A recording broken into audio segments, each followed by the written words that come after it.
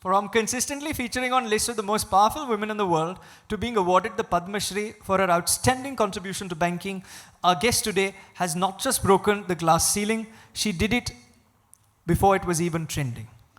She became the first woman to lead a Fortune 500 company in India, showing the world that leadership isn't about gender, it's about grit, grace, and a whole lot of courage.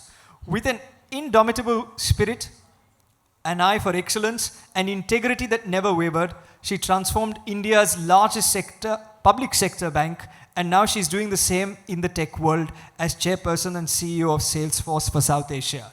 But on this series, we've had the pleasure and the privilege of hosting legends like my role model, Deepak Parekh, the former chairperson of HDFC, who was at the helm of the largest private sector bank and a board member at I.I.M.U.N today. It's only fitting that we welcome the person who once helmed the largest public sector bank in India today now. Please join me in welcoming a role model across generations, not just for bankers, for all of us, Arundhati Bhattacharya. सोचा कहाँ था ये जो हो गया, माना कहाँ था ये लो हो गया, चुटकी कोई काटो ना है हम तो होश में, कदमों को थामो ये. Thank you, ma'am. Thank you for doing this. Yeah. Thank you and good afternoon, everybody. Lovely to be here with so many fresh young faces. And I was just listening to your last few comments. Okay. Very insightful. And I think the participation from the students over here also really good. Well, thank you. They're, as I keep saying, they're the smarter generation. They essentially know what is happening before it happens. True. True. But ma'am, I want to start with something which actually symbolizes I.I.M.U.N in a way. Today we're in Mumbai. But I.I.M.U.N goes to 108 cities across the country annually. The students that you see in black who are volunteers come from small towns. Mm-hmm. They have first participated in I.I.M.U.N in these different cities, and then they've left that city and come to Bombay essentially. Whether it's Chittorgarh, whether it is Ranchi, whether the smaller towns across the country. I felt this personally, and nothing against Bombay and Delhi. I am from Bombay, so I love Bombay. But I felt this personally, that there is a desire and a hunger that is present in small towns, which is equal, if not greater, than the desire and the desire that young people have in metro cities. The question that I wanted to ask you, therefore, is this, that there is lack of opportunity in Tier 2 and Tier 3 cities. Have you seen something beyond the lack of opportunity which is available out there in Tier 2 and Tier 3 cities as to why they become the Arundhati Bhattacharyas, and why people from Bombay studying in Cathedral and in J.B. Pettit and in ABC school and XYZ school do not become necessarily, do not rise to these positions in the same manner and the same frequency that those from Tier 2 and 3 cities actually do?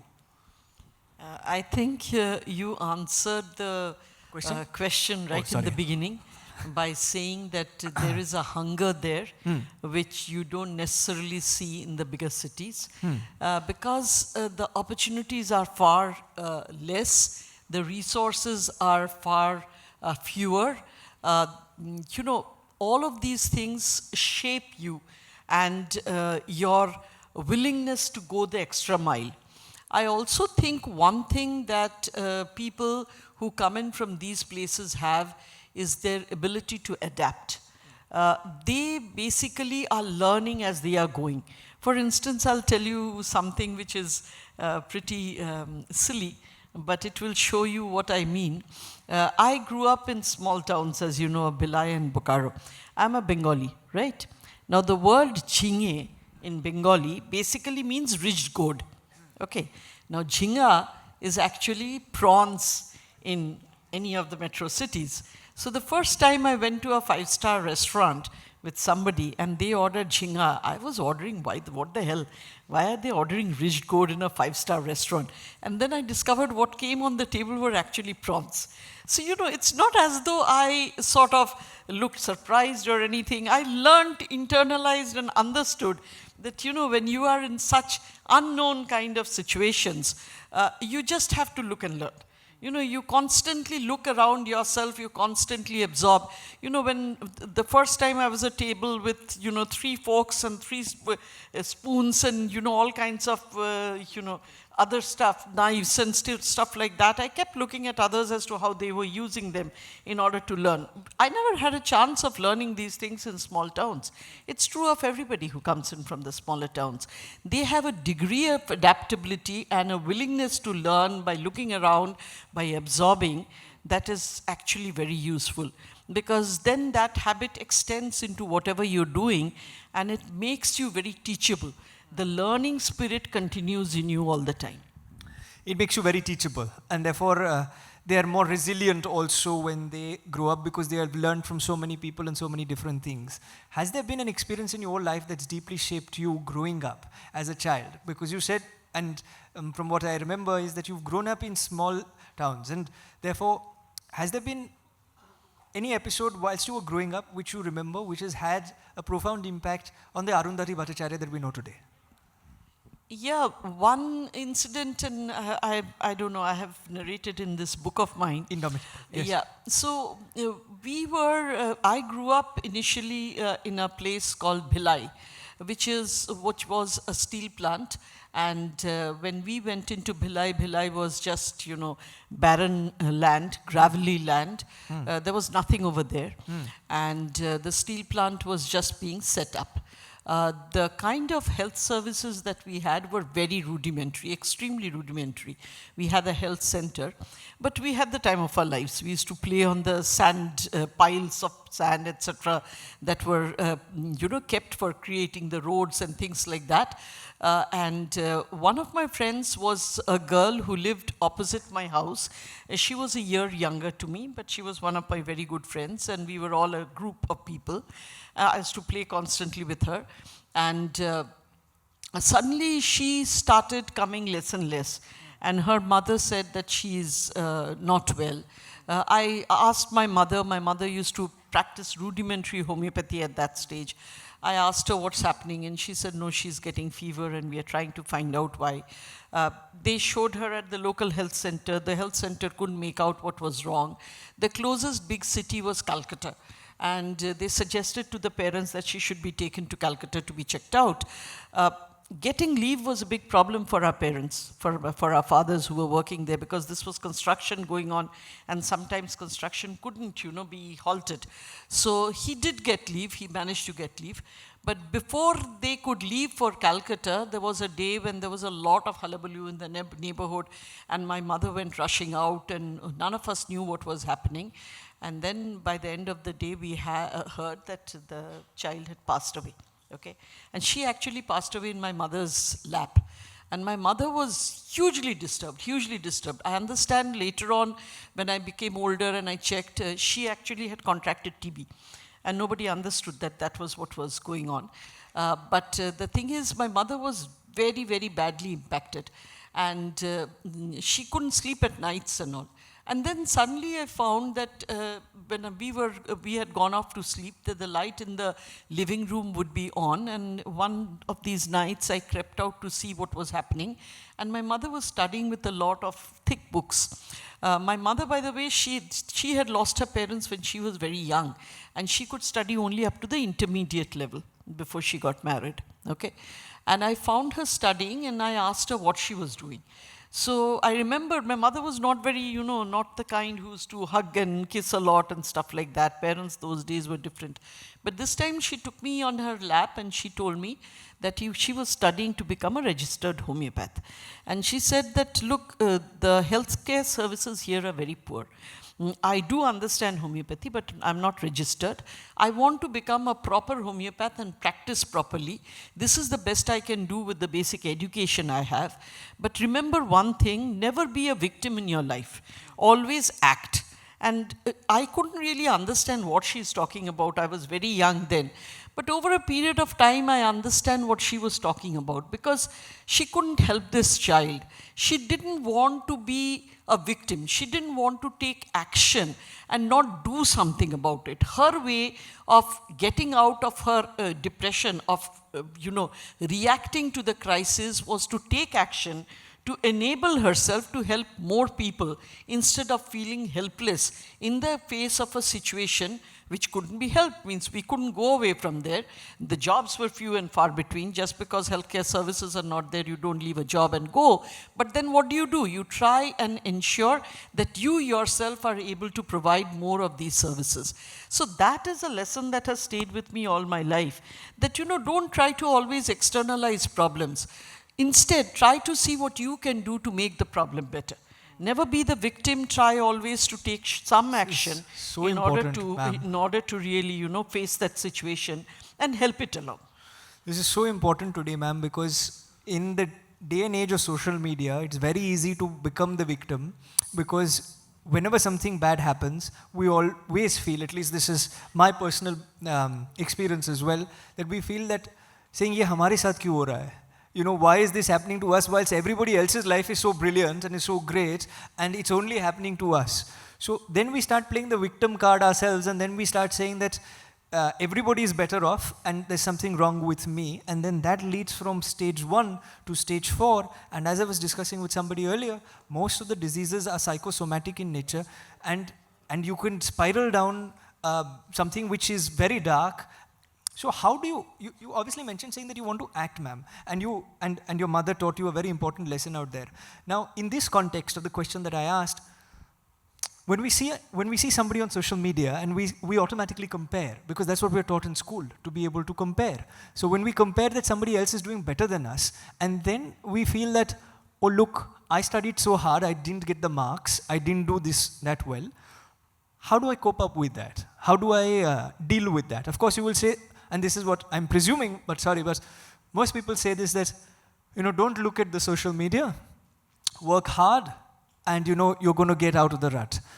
Well, ma'am, dealing closely with 16, 17, 18-year-olds, now it's 14 years since I've been doing this, I do know that it's easier said than done. And the fact that when you talk to them and you tell them saying, now don't watch this, that's the first time they'll go and watch it. So there is no denying the fact that social media validation is there. How do you deal with things like this? These are real problems that they face. Yes, so again, from social media, I'll talk about a reel that we were just watching. Right. Okay. Right. So this is about a gentleman who's a coach, athletics coach, and a young girl comes to him and asks him to coach her for the 100-meter run. Okay. And he coaches her. Okay. And then she appears for her first race. Sure.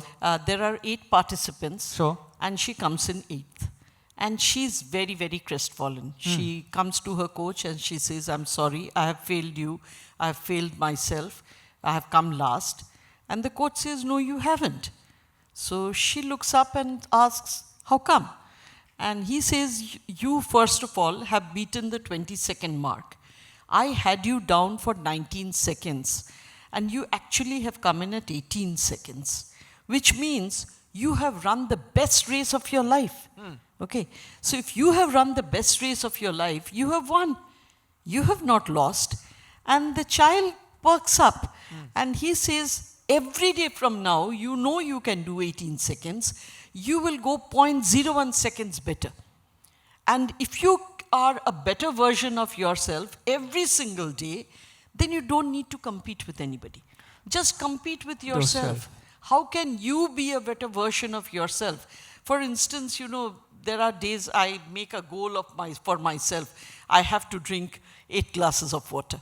8 glasses of water. Yeah, 8 glasses is nothing. I should drink 12, okay, at my age. But then I make that goal. Now, 8 glasses of water are difficult to go through, especially if they're tall, long glasses, okay. Now, I end up doing 6. So next morning, I wake up and make a vow to myself, today I am going to do 7 glasses. And I'm not going to slip.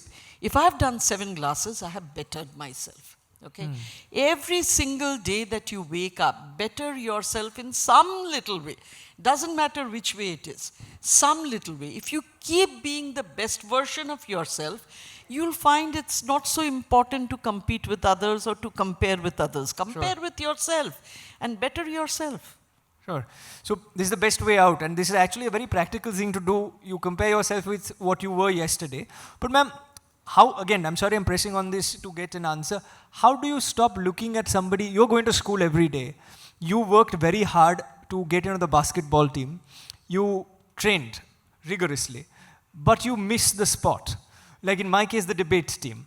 I never made the debate team for grade 7 and 8 in my school, and I used to prepare, went for Trinity, speech, drama, theatre, did everything. And then you're crestfallen at the end of that and you don't make the debates team.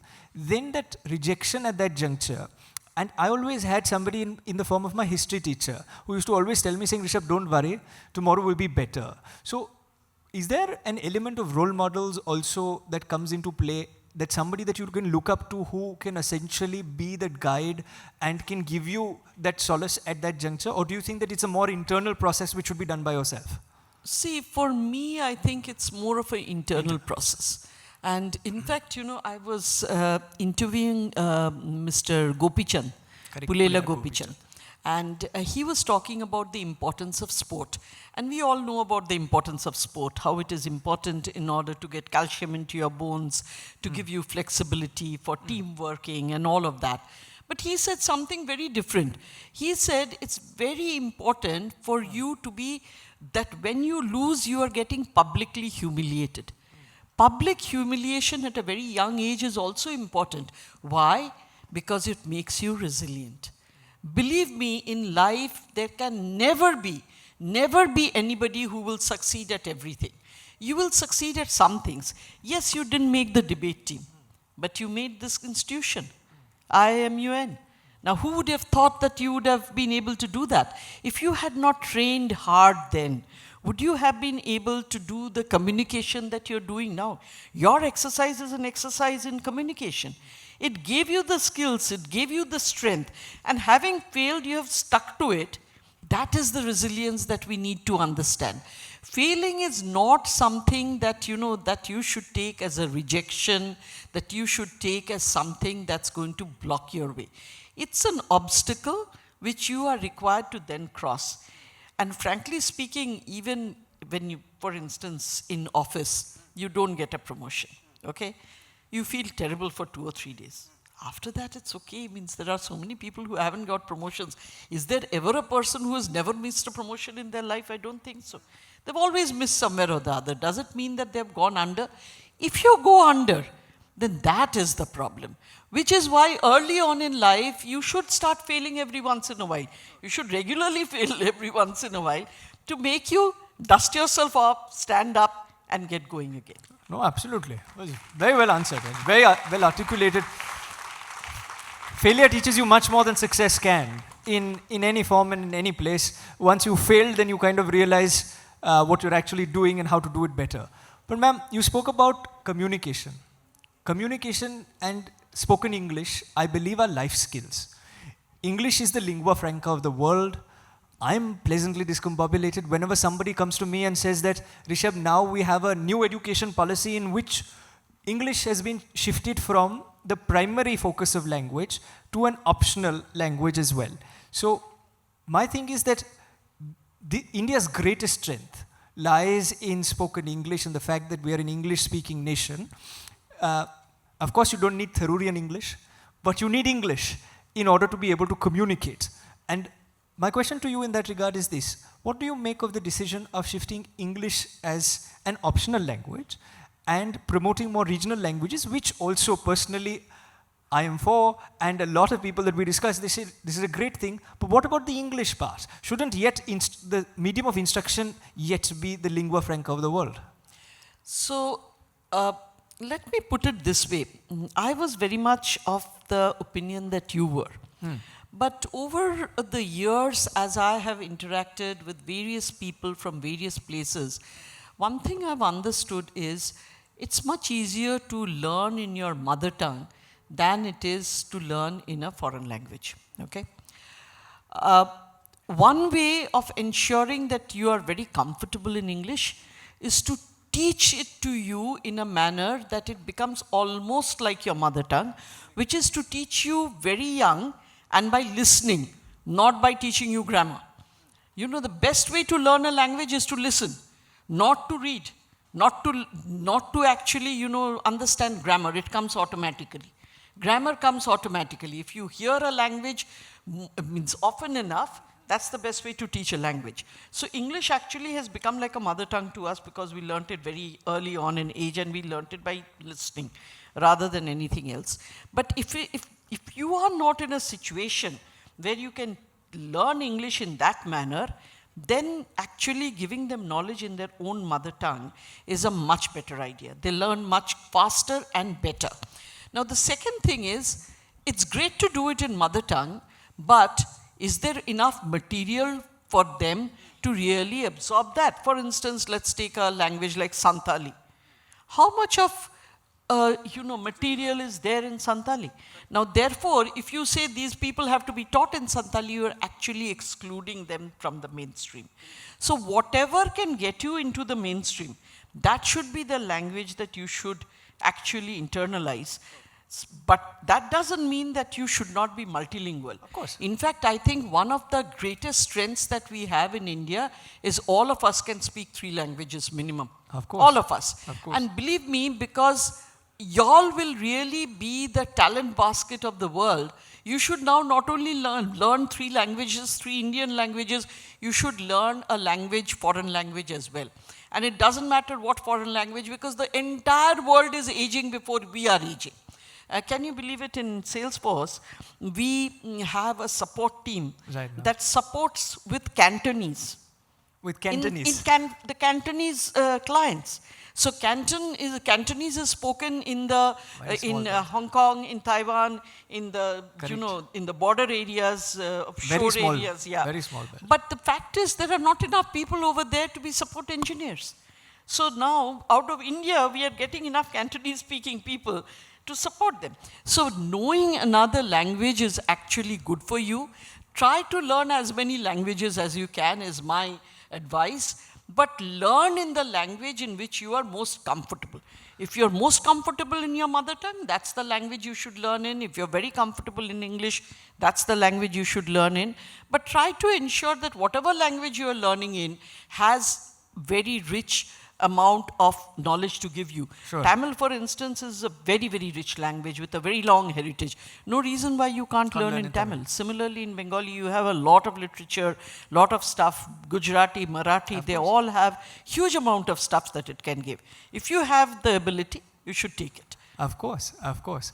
No, and there's no question about the fact that one should learn as many languages as possible. Ma'am also gave a small tip as to how to get a job in Salesforce or across. She said, learn Cantonese. If you Not paid only attention. Cantonese, No, it could be any other language. Just I joking. have demand for Japanese, I have demand for all kinds of things, don't worry. No, but ma'am, one more thing that I want to touch upon, because these videos, of course, they're getting an opportunity to see it live, but it's going to go to 1 lakh schools. They're going to be given this video as a part of the role model series to play in their schools and to circulate.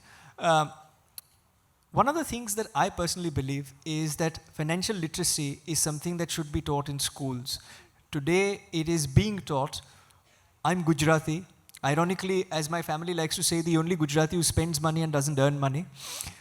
But the idea that the concept of money and financial literacy was taught to me growing up at home, it wasn't taught in school.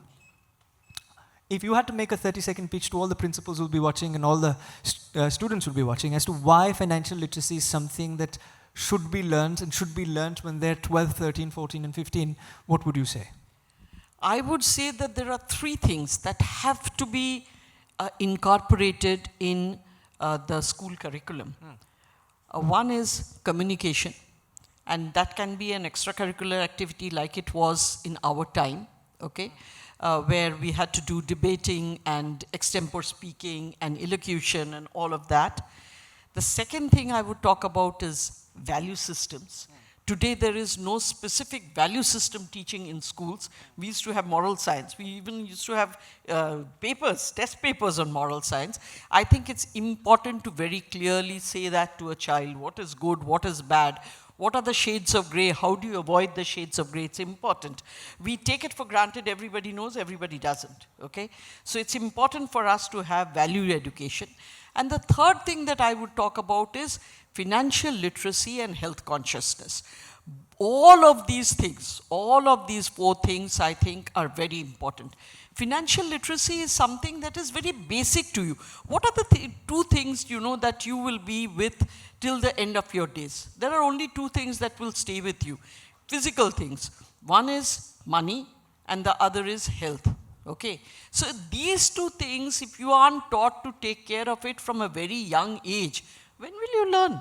You learn only when you are in need of it, and then you have to sort of scramble around and depend on others in order to get to it. Not to be done at all. It is important to be put in school curriculums. There are enough courses that can be, given to students. UN has a very good module, capsule courses in both of these. Health, you were talking about health, physical health. We really and truly stress out our health till we are at the age 40. Correct. And after 40, we start paying the price for it. Okay, so this is also something the awareness must be there right in the beginning. There are so many intricacies of all of these things, and if these are taught to young children very early on, then you can actually have a very healthy society in every which way. Not only in respect of, the way they conduct their careers, but also going forward, how they look after themselves. How they look after themselves is also very important. Health is wealth at the end of the day. But therefore, it's important to focus on physical fitness as much as financial literacy, and then value education as well, as you spoke about. So these are, of course, things that should be taught in schools. Ma'am, one of the things that I want to also touch upon is the fact that what you've done with SBI, you brought very progressive steps out there. You introduced maternity leaves. You made sure that women could take loans. And you made it more equitable. However, even today, corporate India is not as equitable. When you see the CEOs and the chairpersons of various companies, 7 out of 10 are yet men. And unfortunately, they're egotistical, narcissistic men that have caused most of the problems in the world. Whilst women bring a different kind of leadership. What is going wrong in terms of why are we not able to have more women in leadership positions in corporate India, given the fact that it's been 75 years of independent India, but more than that, all the Birlas and the Tatas and all of those companies and the Bajajs have been in business for way before independence. And even still, women leadership is scarce. Why is this so? And what can be done to change this for young people? How should they tackle this when they join the corporate world? Well, I think, to do this, we need the involvement of all of society. It can't be done by men alone. It can't be done by women alone. We need both in partnership. That's why on this Women's Day, whenever I'm asked to address any organization, I tell them I will not address it if there are only women in the room. I want the allies, which are the men, also in the room.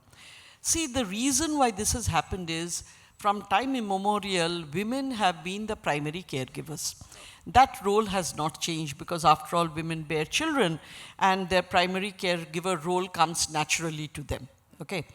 Now, because they're the primary caregiver, what happens is that they basically then get loaded with a lot of duties, which, if they are not shared by the menfolk, becomes a real big burden.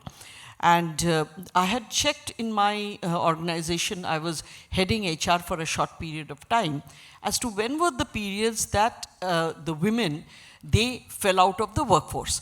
See, what happens, why don't the women really go up over there? Because at the entry level, even in those days, this I'm talking 10 years back, okay, there were 37% women, okay. But when it came to senior management, there were only 4% women. Now, is it because they're not getting promoted? Yes, partly, but it was also because a lot of women were leaving the workforce. There's a very leaky pipeline. Now, why do women leave the workforce? They leave the workforce for various reasons, and I tried to ascertain what were the reasons, and I found that there were 3 times in their lives specifically when a lot of women leave. One is when during the childbearing years, because they don't have the kind of setup that enables them to still stay in the workforce. Second is when their child is between class 9 to 12. Okay, because that's the time when they are preparing for the competitive exams in India. And it's very important, according to the family, for the mother to be there. So the mother is the chauffeur who takes them around. She is the nurse who provides them with the complan. She is the alarm clock that wakes them at 3 in the morning. So all of that, is the mother's job. And if the mother doesn't do it and the child doesn't get it, then it's the mother's fault. Correct. Okay. If the child gets it, by the way, it's the father's child who's got it. Okay. If the child doesn't get it, it's the mother's child who's failed. All right. So that's the way society goes. But the fact is, that's what it is. And the last period when they normally leave is when either parents or parents-in-law fall sick. And that is because the women, very often, these are the people that have enabled them to build their careers. And when they fall sick, they feel very guilty about not being by their bedside, just leaving them to paid care and coming away to office. So, ultimately, torn by guilt, they give up the job. What we really need to do is to create workspaces that are more empathetic. Empathetic to the status as to why women are leaving, okay? And then ensure that they don't have to leave. How do we do that? We can do that by making workplaces, first of all, hybrid, and second of all, flexible. Hybrid meaning they can work from home or they can work from office. Many a times, the only thing is the presence is required. They are not really doing anything. There is a caretaker who's doing everything. They just have to be present. So that is being hybrid. And what does flexible mean? Flexible means that maybe when the spouse is back home, they are free to work, okay? So the hours could be different so that they are serving at a time when the rest of the organization isn't. You have to make the organizations flexible enough for them to have flexible hours, and believe me, it's completely doable. We did all of this during COVID and proved the case that it is 100% feasible. Earlier, people used to say if you allow people to work from home, they will only surf the internet and do their WhatsApp, they won't be productive, all nonsense. But post the pandemic, I'm sure that's changed. Yeah. Post the pandemic, all that has changed. So that is one. What can the organization do? The organization can support its women employees by being more empathetic, by allowing both a flexible and a hybrid workplace. Secondly, what can the women do for themselves? What the women need to do for themselves is put their hands up. You can experiment this, and I have experimented this. 5 men, 5 women, okay? Same cadre, same level. I have come and talked about a really challenging opportunity and asked who would volunteer. Of the 5 men, all 5 hands would shoot up. Of the 5 women, 2 hands would slowly go up. Because the women think that they are only about 30% ready. The men are also only 30% ready. But they are willing to take that risk. They are willing to jump. They have ambition. They want to go ahead. They want to assert themselves. I'm not saying all women don't put up their hands. I was one of them that I would always put up my hand. Get into trouble, yes. Have to learn a lot, yes. But I would put up my hand. It's important for you to know when to put up your hand. It's important for you to know that if you challenge yourself, you will come up to that position. Nobody gets born into a position or born into a chair. When I first occupied the chairman's seat, I didn't even know whether, my feet would reach the ground because I'm a short person. Normally the people who would sit over there were men and they were tall people. But thankfully nowadays we have adjustable chairs. So I could adjust my chair and I could put my feet firmly on the ground. But the fact of the matter is, you learn to grow into your position. You learn to grow into that particular role. And you have to give yourself a chance to do that. You have to, if necessary, speak up. You have to be, if necessary, talk about what you have done, what you have achieved. Very often I find women don't talk about their achievements. Again, this is a millennia or millennium, number of millennia teaching you that women need to be modest. Modest, yes, but does that mean that you will give what you have done to somebody else to take the claim? I'm not asking you to beat your drums all the time, but if it is something justifiable, something you have really made a contribution, there is no harm in talking about it. Very few women do. Very few women say that this is the reason. When I ask in an interview a question, why do you think you're suitable for the role? Why should I actually, promote you? You should be able to confidently say what you have done and why you think you are ready for the next role. I need women to also step up and do that. A lot of women don't. So the fact is, it's a two-way process. It's neither men, it's not women, it's not, all the men are MCPs, they are not. There are a lot of them who are there to, speed us along the way. And similarly, the women themselves, not all of them are willing to step up. Sure. It has to happen from both sides. And only when it happens from both sides, you will find things are speeding up. Otherwise, they will go on the way they are going one at a time, things will keep happening. Sure. And ma'am, like you said, that it has to be both the genders coming together and trying to help each other, and that is the way forward, Absolutely. Essentially. Absolutely. And therefore gender parity, like I said, and not necessarily other ways of depicting the same thing. But it brings me to perpetrators of crime, because you spoke about men. So perpetrators of crime and fraud. And whilst you were at SBI, and you were in charge of the bank, and even today, we know that these people have run away with our money.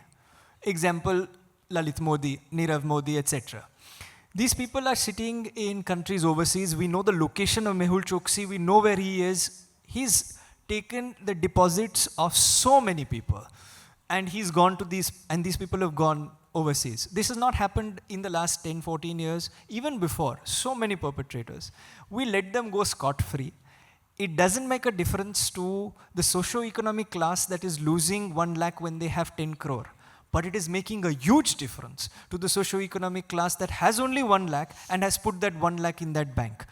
And these people are not brought back to our country. As somebody who headed an institution, is a pillar in Indian industry, don't you think that it is high time that we catch these culprits, bring them to the book, irrespective of the government, and why is this not happening?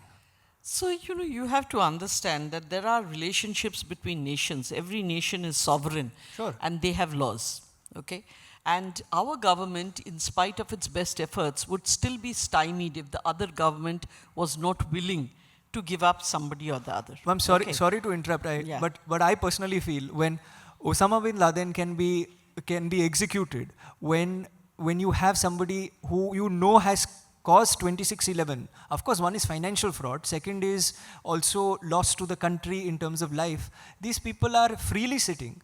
And we as India, who are supposed to be the new Viksit Bharat, the superpower that the world has to see, are waiting for permission from another country to... So, I still believe that, the rule of law is very important. Otherwise, all of us will descend into chaos. Sure. If we start taking law into our own hands, you literally will descend into chaos. You know that, the guy who was caught in the, Mumbai shootings, he was given a full, the full course of the legal recourse before he was actually, hung to death. Ajmal Kasab. Yeah, exactly, Kasab.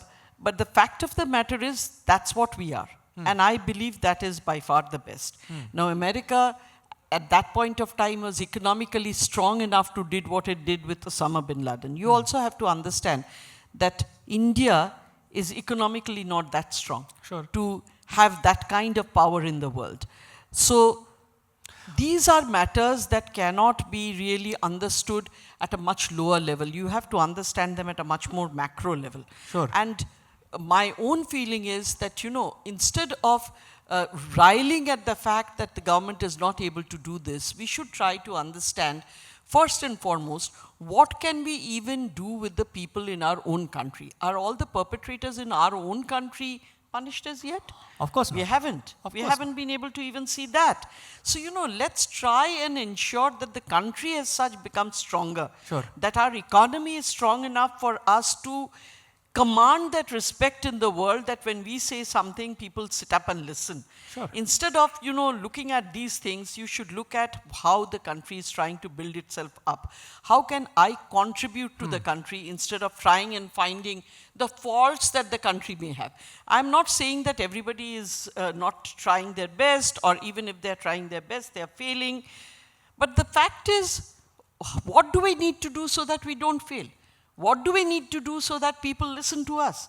What do we need to do to make ourselves so indispensable to the world order that if we ask something, other countries will listen to us? At this point of time, we have not made ourselves strong enough. We need to be very united. And you are talking about uniting countries, right?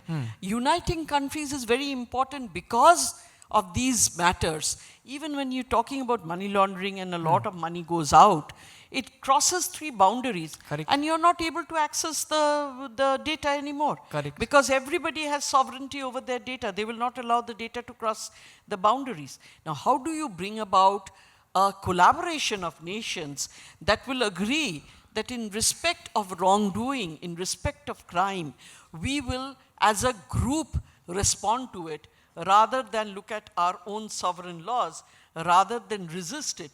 Because it's important for humanity to see that a person who's innocent is proved innocent, a person who's guilty is proved guilty and punished.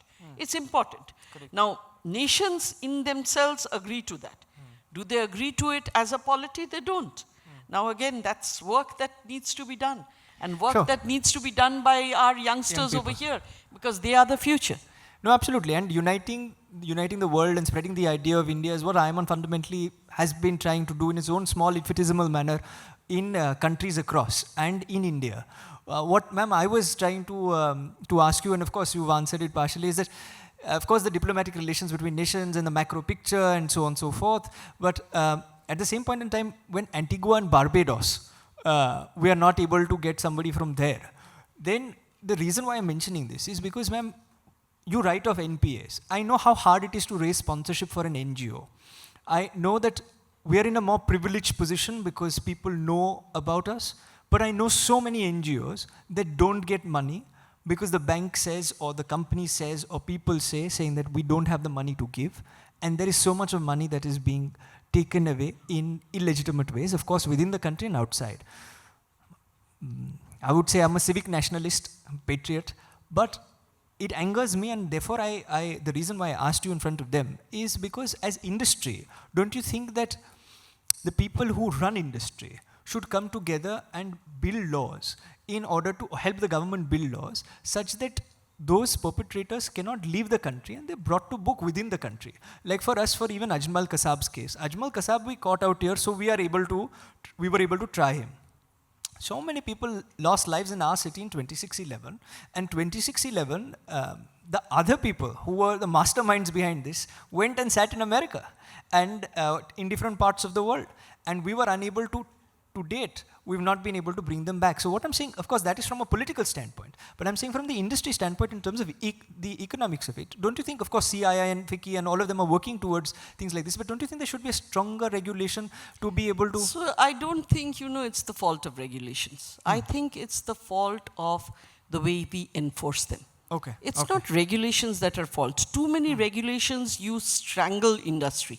You strangle entrepreneurship. It's not the way out. The way out is better enforcement. You should be able to actually catch the perpetrators and then bring them to justice with the right kind of proof in order to do it. Correct. Now, if you look at, say, some play, means all of y'all watch OTT, I'm sure. Of course, okay? yes. You do. And you've seen some of the detective serials in the West. Correct. And you've seen the kind of way in which they gather proof and the chain of integrity of that proof, all of that is very well maintained. And then if you watch a serial like Delhi Crimes, you will understand how poorly we have been able to fund the enforcement forces. They hardly, I don't know whether you've watched Delhi Crimes. They talk about the Vasant Vihar police station where the power goes off because they're not able to pay the bills. Now, how do you expect the police to really and truly perform their duty if the power is going off in a police station? That is an unthinkable thing in a nation which is more economically advanced. Sure. I told you, at the heart of it all is the fact that we need to be economically stronger. Unless we are economically stronger, unless we are a more inclusive nation, unless we have allowed our population to come up to potential, none of the wrongdoings, as you are talking about it, none of the evils in society can be rooted out. It is only by empowering everybody, it is only by ensuring that we are giving rights to everybody and ensuring they understand the rights and actually exercise them that we will get anywhere. Okay. The abuse will always happen. It is important to catch the abuser, not everybody. Correct. So once you, in your effort to catch the abuser, catch everybody. So for instance, while giving the telecom licenses, there were a few abuses. What happened? All the licenses got cancelled. What happened as a result? Everybody became an NPA. Was that the result that was really required? No. Why could you not catch only the abusers? Because you couldn't find that chain of proof. Why could you not find that? You didn't have enough resources. Sure. So it all goes down like that. Not everybody is an abuser. Sure. See, at the end of the day, business people also take very high risks. They are also the job creators in the country. You can't keep calling all of them thieves. At the end of the day, then there would be no business, there would be no jobs. Okay, it would be every person for themselves. That's not how it happens. There are a lot of good business people. But the fact of the matter is, if you keep making regulations, regulations is not the answer. Enforcement is the answer. Enforcement of regulations is the solution. No, and that's very passionately answered, and I'm glad that you answered it. My second last question to you is, whilst most people retire after the first innings, you had a long one with SBI, and then you decided saying you wanted to play the second innings, and you took up Salesforce. And Salesforce, not just as a consultant, but heading operations. Well, most people would prefer a more comfortable life. What got you to do this once again? What got me to do this was, after coming out of SBI, I had, I think I still had a lot of energy, and I put together a non-executive portfolio. So I was on the board of 6 companies, I was consulting for 5 companies, and I found it very dissatisfying. Because this was a period when I was just giving gyan, like I'm giving today. Okay, so I don't mind giving gyan to youngsters, at least they will listen. But to much older people, you give gyan, you don't even know whether they're listening or whether they're actually having a quiet nap with their eyes wide open. It's very difficult to make out. And, I didn't really enjoy that role. So when this opportunity came away, by the way, this opportunity just came to me, I didn't go looking for it. And I looked at the organization. I liked the fact that it was a values-driven organization. And given the chance, I thought, I would like to make a difference. Plus, believe me, I sincerely believe that technology today is the backbone of every organization. You cannot, this world has become tech-enabled. Okay, youngsters, they almost, know how to, even a 3-year-old probably manages a mobile better than I do. They're wired for it. Okay, their DNA has got wired for it. So I was very keen on understanding technology and, getting a chance to be at the getting a ringside seat into cutting edge technology was a great opportunity. So that's super.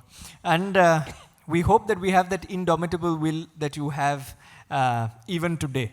And I want to ask I want to end with this quick question answer or a rapid fire.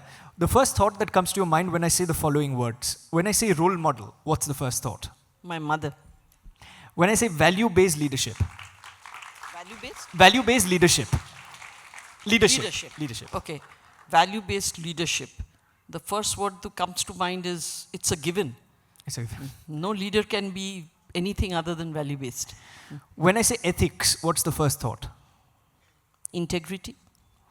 When SBI or Salesforce, the better company? Both. I can't say either, one or the other. That would be unfair. One book you'd recommend every teenager reads? To Kill a Mockingbird by Harper Lee. If it's fiction, it's a wonderful book for children. I have read it, I think, at least 80 times. Okay, I love it. And if it is a non-fiction, I would suggest The Power of Habit by Charles Duhigg. That's also fantastic. I'll just quickly add one. It's called Indomitable by Arundhati Bhattacharya. You must read that book as well. But when I say youth, what comes to your mind? Youth or young people, when I say that? Future. Bright future. Artificial intelligence? A must know. India? Great growth potential. The last one is very important, personally, and also for many in the organization. When I say I.I.M.U.N. or India's international movement to United Nations, what is your first thought? It's a great aim and a great initiative. I can only wish you well. As I personally very strongly believe in the power of collaboration. Very, very strongly. It's been one of my values right from, from a long time, as far as I can remember. I really believe that 2 plus 2 doesn't have to make 4, it can make 22. That doesn't happen without collaboration. That doesn't happen without unity. That doesn't happen if you are not having each other's backs. It is something which only the power of many can bring about. So yeah, you are totally, focused on that aim, and I wish you all the very best. Well, thank you. Thank you. Really appreciate that. And with that, here is a woman who is not allowed anybody to tell her what she should be. She has actually done what she wanted to do, and she's today defined herself in ways that she envisaged for herself. And this is truly, when you talk about women empowerment and feminism, ma'am, like I was telling them, we've had 34,000 speakers who've come to I.I.M.U.N. I've not met all of them, but I've met a few of them. And many people come and talk about feminism. They're young, they're influencers, and when they speak about feminism, it's a very different and very myopic understanding of the word feminism. When you want to look for a role model, this is again a humble suggestion, please don't look for only real models, look for real role models. For being a wonderful role model, Arundhati Bhattacharya. Thank you very much. Can we give a small token of appreciation? Akhilesh, we'll just hand that over to you.